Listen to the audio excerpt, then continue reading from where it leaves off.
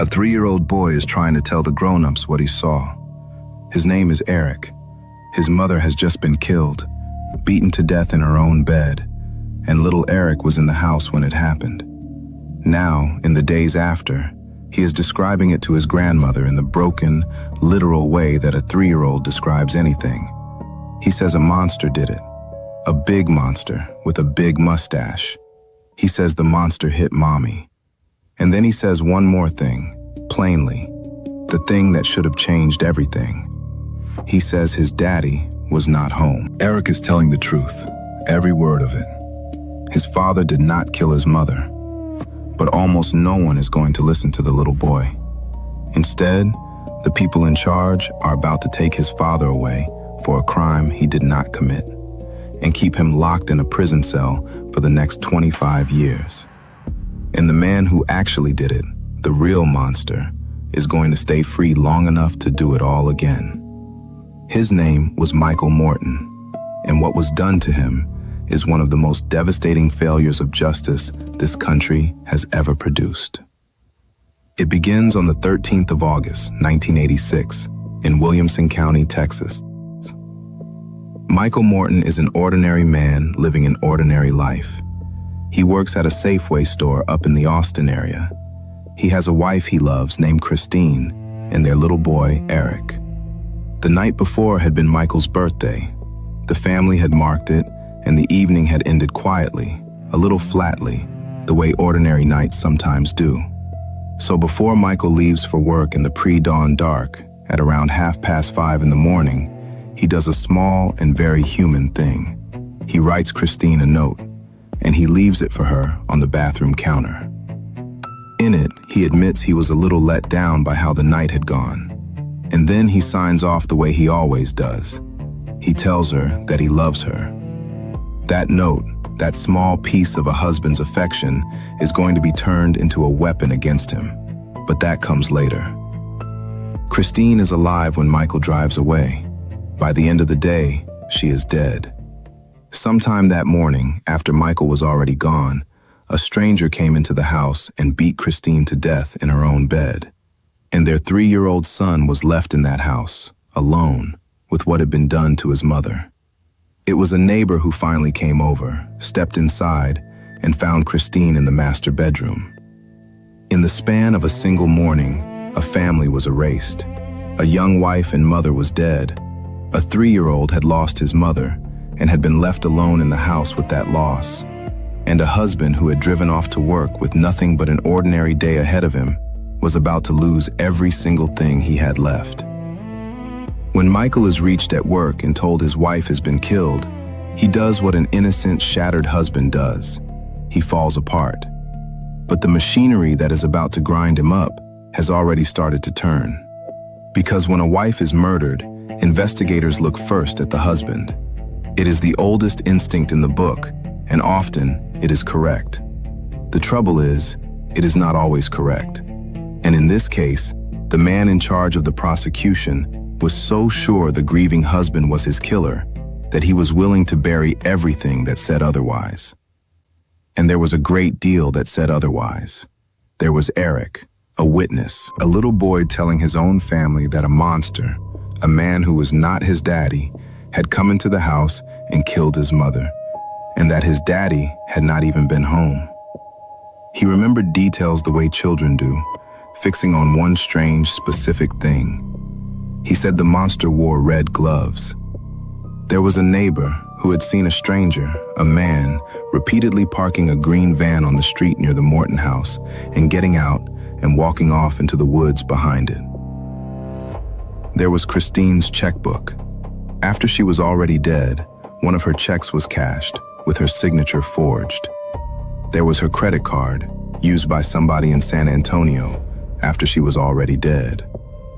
Every single one of those things pointed away from Michael Morton and toward an intruder, a stranger, someone who came in from outside and took Christine's life and then helped himself to what was hers. And the lead prosecutor, a man named Ken Anderson, kept them hidden. He did not turn them over to Michael's defense the way the law demands. He buried the boy's account. He buried the green van. He buried the forged check and the stolen credit card, and in their place, he built a simpler, uglier story for the jury. A husband who murdered his wife. There was a problem with that story. There was no physical evidence that tied Michael to the killing, no witness who put a weapon in his hand. So the prosecution reached for a motive, and the one they chose tells you how far they were willing to go. The night before Christine died had been Michael's birthday. The couple had gone out, and by the account of that evening, Christine had been tired and had gone to sleep. From that ordinary human nothing, the prosecution built its theory. They told the jury that Michael had beaten his wife to death in a rage because she would not have sex with him on his birthday. And to sell it, they reached for that note. The note Michael had left on the bathroom counter, the one where he admitted a little disappointment and then told his wife he loved her. In the prosecution's hands, those private, ordinary words stopped being a husband's affection and became proof of a simmering, murderous resentment. A loving goodbye twisted into a motive. There was no physical evidence for any of it, just a story ugly enough to make an innocent man look like a monster. And the account that could have blown it all apart, the eyewitness account from the one person who was actually in the house. 3-year-old Eric, describing a stranger in red gloves who was not his daddy, never reached that jury at all. It had been buried. The 12 people deciding Michael Morton's fate were never allowed to hear the only true witness to the crime. In 1987, that story works. A jury finds Michael Morton guilty. He is sentenced to life in prison. He stands there in that courtroom, a man who days earlier had a wife and a home and a family, and who has now lost his wife to a killer and is being branded as that killer himself. And he says the thing he is going to keep saying, without fail, for the next 25 years, that he did not do this. Nobody believes him. And here is where this case stops being only a wrongful conviction and becomes something almost too heavy to hold. Michael does not just lose his wife and his freedom, he loses his son. Eric, the little boy who once told his grandmother that daddy was not home, grows up. And he grows up inside a family and a world that has already decided his father is a murderer. The truth he spoke at 3 years old gets buried under decade after decade of everyone around him believing the exact opposite. Eric is raised by relatives. He takes a different last name. And as a teenager, he writes a letter to his father in prison and asks him to stop the visits.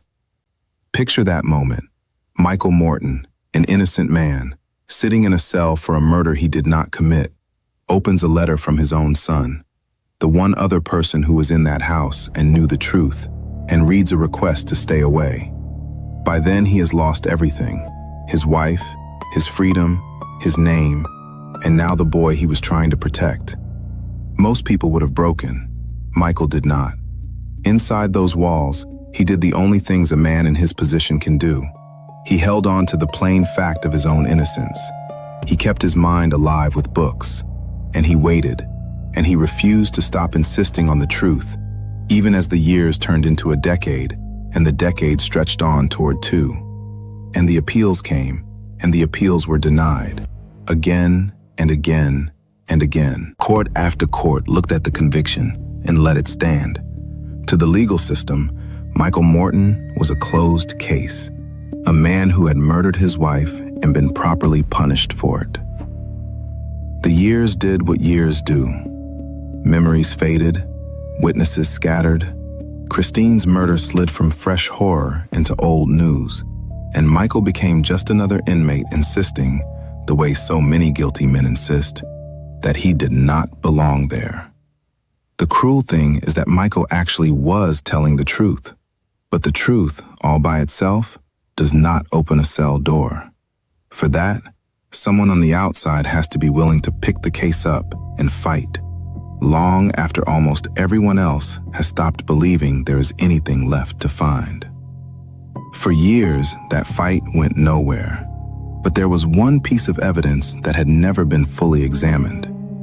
Near the scene of the murder, investigators had recovered a bandana. It had been sitting in the record for a very long time. A civil lawyer named John Rayleigh took up Michael's cause, and he would not let it go. In time, the Innocence Project joined him. Together, they fixed on that bandana, which had been found near the Morton home shortly after the murder, and they argued that it might still carry the truth, locked in DNA that no one could even read back in 1986. And here the injustice doubled down on itself. The state fought them. For roughly 6 years, prosecutors resisted letting that bandana be tested at all, appeal after appeal, as though they were afraid of what it might say. Michael's lawyers kept pushing anyway, year after year, for a man most of the world had already written off. And finally, in 2011, a court ordered the test done. The bandana spoke. On it was Christine Morton's blood and hair, tying it directly to her murder. And mixed in with it was something else, the DNA of another man, a man who was not Michael Morton. That unknown profile was run through the National DNA database, and it came back with a name, Mark Norwood, a convicted felon who had been living in Texas at the time Christine was killed.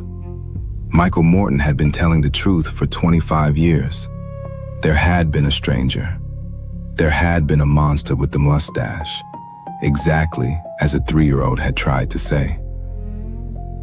But the DNA did not just free an innocent man. It uncovered a second, unbearable truth. Because Mark Norwood had not stopped with Christine Morton. Less than 2 years after her murder, while Michael sat in prison for a crime Norwood committed, Norwood killed again.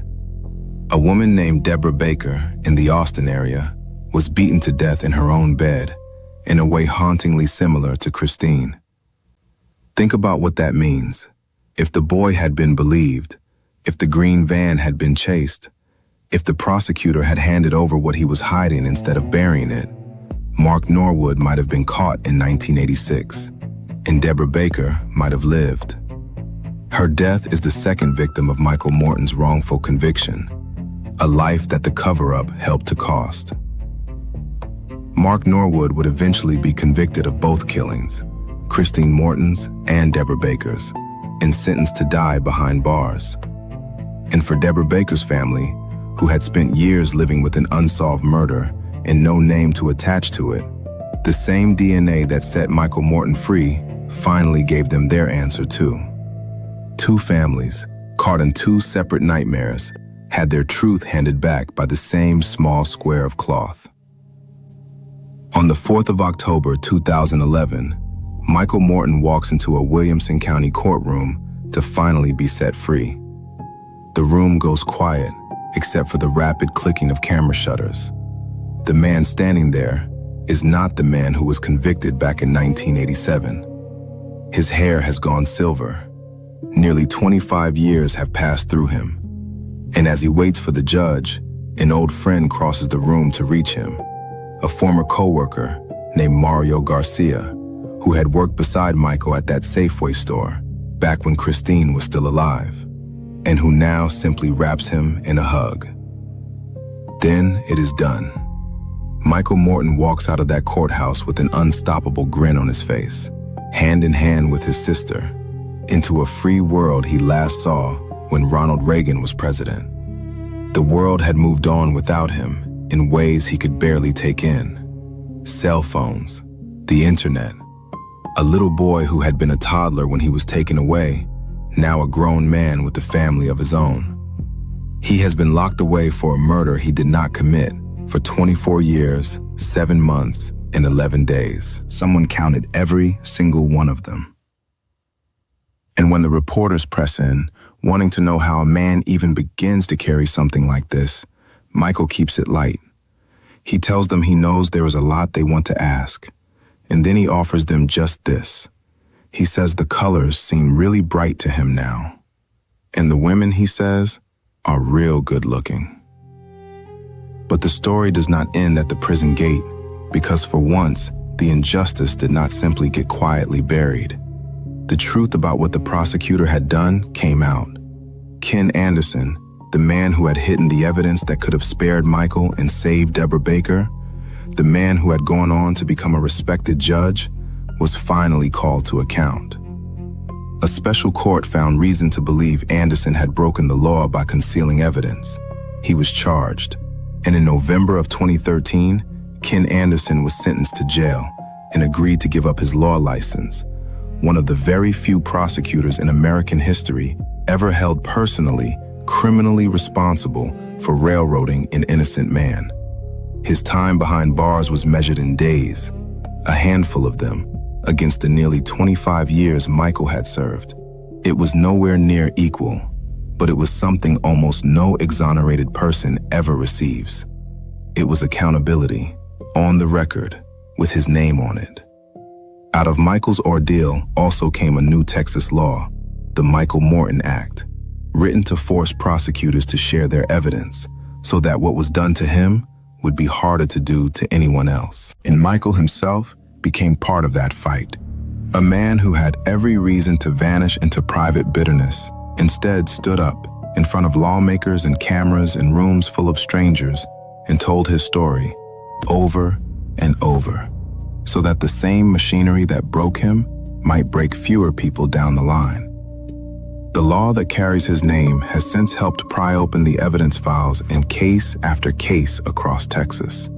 Out of one man's stolen quarter century came a small, real measure of protection for everyone who would ever stand where he once stood, accused and innocent. And there was one more thing that came back to Michael, the thing that mattered more than any law or any apology: his son. Eric, the boy who had asked him to stay away, was grown now, with a life and a family of his own. And as the truth of his father's innocence became impossible to deny, the wall between them began to come down. It took time. It took reckoning with 25 stolen years and a childhood built on a lie that the system had told them both. But father and son found their way back to each other. And the thing that has struck people most about Michael Morton is what he did not carry out of that prison. Not rage, not a thirst for revenge. In the months after he was freed, strangers hugged him on the street, and some of the very people who had once believed he was guilty came to him to ask his forgiveness. When he tried to put words to what freedom even felt like, after 24 years, 7 months, and 11 days of it being taken from him, he kept it simple. He said he gets to watch the world wake up every day now, and he gets to do it on his own terms, he said, not anybody else's. Michael Morton lost his wife to a killer, and then lost everything else to the men who were supposed to find that killer and instead framed him. He lost 25 years. He very nearly lost his own son. What he never lost, through all of it, was the truth. The same truth a frightened 3-year-old had spoken plainly in the very beginning. A monster had come into that house, and it was not his daddy. It only took the rest of the world 25 years to finally listen.